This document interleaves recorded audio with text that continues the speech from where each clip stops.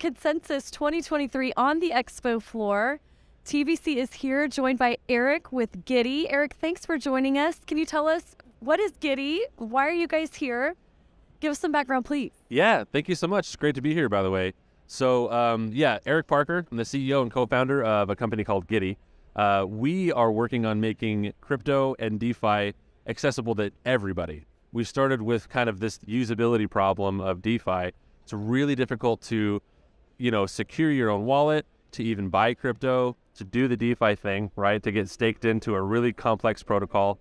We wanted to make that really easy. So we started by solving, really foundational technical problems, such as a self-custody wallet, staking, purchasing crypto. And so now we have an app. It's a native mobile app that is a self-custody wallet that makes it really easy to do crypto and DeFi.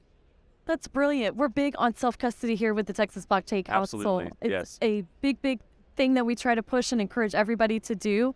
But I'm curious, Giddy, I like the name. It makes me want to kind of laugh. Like, Yeah. Where did that come from? Giddy up, right? Oh, I love that. Is that what it is about? More or less, yeah. So it started as just kind of, we wanted everyone to have such a good experience doing crypto that they felt giddy about it. This is so easy. This is so happy. And I grew up in the West, so Arizona and Utah for the most part. And my brother and I actually co-founded the company together. So it really is a big part of us being out in like the open frontier with this notion of there's this Wild West that you can kind of capture and tame. So we kind of are leaning into that style and that motif. So if you look at the website and the app, a lot of it is kind of the Western United States, vibe, driving back and forth between like Arizona and Nevada and Utah. You'll see a lot of the themes that we kind of leaned into. But yeah, we're all about giddying up at Giddy. That's perfect. You're probably loving the cowboy culture here in Texas and Austin specifically. It's so good, which is exactly why I was drawn over to you guys and about this topic was I've seen some articles coming out in conversation in Texas around the blockchain and what it means to own your own identity and crypto and have this status on the blockchain. I think what we've been working on and what you've been working on is there's a lot of overlap. I think we see it very, very similarly. So yeah, a lot of people who want to own their identity and own their finances, and we want to enable that. Absolutely. When you came up, you were talking about Utah making moves here. We usually hear states like obviously Texas, Wyoming, Florida. Right.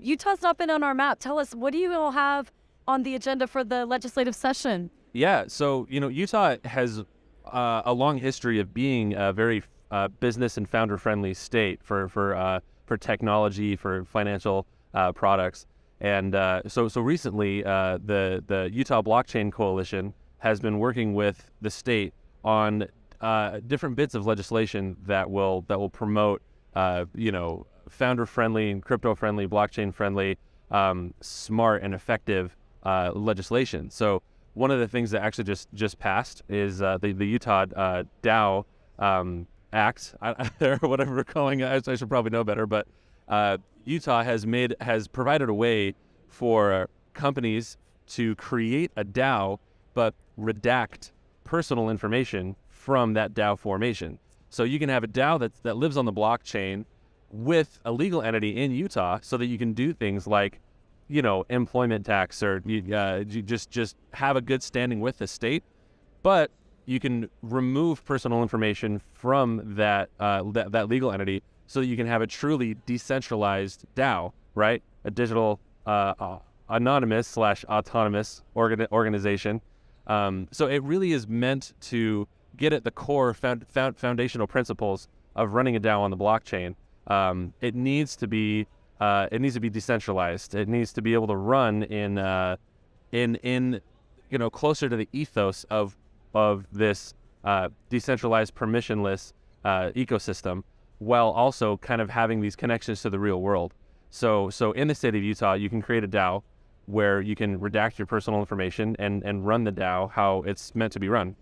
That's fascinating. We have a DAO piece as well on the in the 88th session that we're hoping. We partnered with ATX DAO. Nice.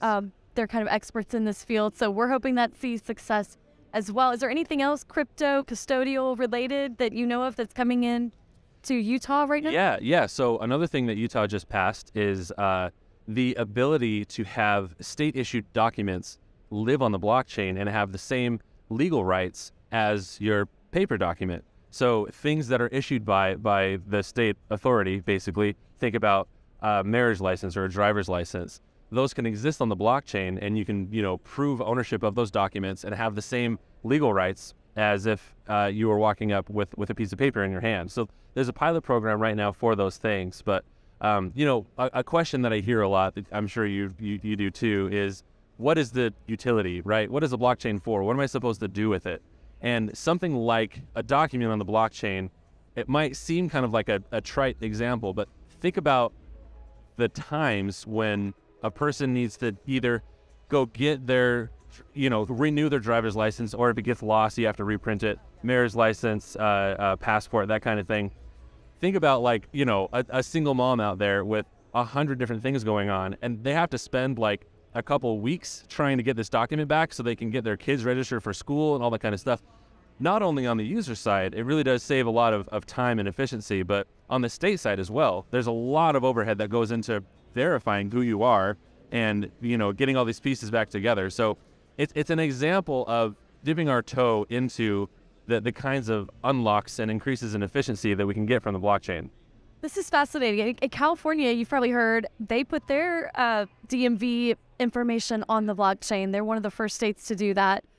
Here in Texas, we've got a piece that we're trying to put land titles on the blockchain to make that whole process a lot more seamless. So after this conversation, Eric, I'm definitely putting Utah on the map with Colorado, Texas, Florida, Wyoming. You guys are making moves. Thanks for joining us today. Thank you so much. We're ready for it. We want to be on the forefront with everybody, making sure that this technology gets adopted and finds its home in the lives of everyday people. And dare I say, giddy up? Giddy up is right. Giddy up, baby. Hey guys, thanks for watching. We had a great time here at Consensus. At the Texas Blockchain Council, we are striving to be the nexus between traditional industries, banking, finance, legal, energy, and the digital asset industry. So we want to help you get your brand in front of those kinds of companies with B2B opportunities. Reach out to us if that's of interest for membership or for sponsorship at the summit. Hope to see you there in November in Fort Worth. Thanks again. We look forward to seeing you at the summit.